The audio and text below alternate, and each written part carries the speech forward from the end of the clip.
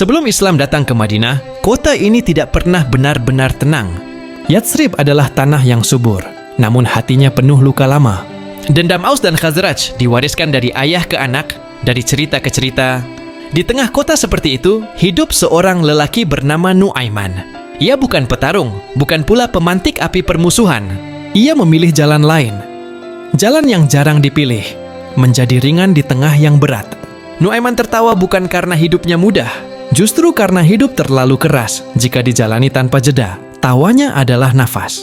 Cara jiwanya bertahan agar tidak ikut membatu seperti kebencian di sekelilingnya.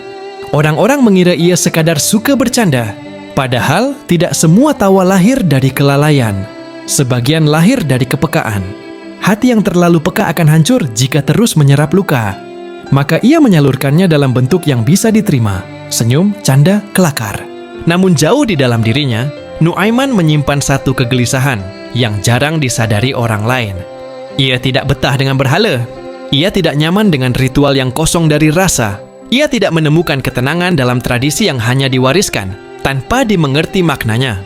Tawanya menutupi pertanyaan-pertanyaan sunyi. Untuk apa hidup ini? Siapa yang sebenarnya aku sembah? Kemana hati ini akan pulang? Lalu datanglah kabar itu, tentang seorang nabi dari Makkah, tentang kalimat yang membebaskan manusia dari menyembah sesama makhluk, tentang Tuhan yang esa, yang tidak membutuhkan perantara. Islam tidak datang sebagai jawaban yang keras. Ia datang sebagai cahaya yang menenangkan. Dan Nuaiman mengenal cahaya itu seperti seseorang yang telah lama menunggu fajar. Ketika ia memeluk Islam, tidak ada riwayat tentang tangisan dramatis. Tidak pula tercatat sumpah yang berlebihan. Ia masuk Islam sebagaimana ia menjalani hidup, tenang, jujur, dan tanpa kepura-puraan. Islam tidak mengubahnya menjadi pribadi yang asing bagi dirinya. Ia tetap Nuaiman, namun kini tawanya tidak lagi sekadar pelarian. Ia menjadi ungkapan syukur. Ia menjadi cara memuliakan sesama. Ia menjadi senyum yang lahir dari hati yang mulai mengenal arah. Inilah rahmat Islam yang jarang kita sadari. Yang ia tidak mematahkan watak. Ia tidak menindas keunikan. Ia hanya meluruskan tujuan. Seolah Allah berkata kepadanya, "Jadilah dirimu, tapi berjalanlah menujuku." Nuaiman tidak langsung menjadi sosok yang tampak suci. Ia tidak berubah menjadi ahli ibadah yang menonjol.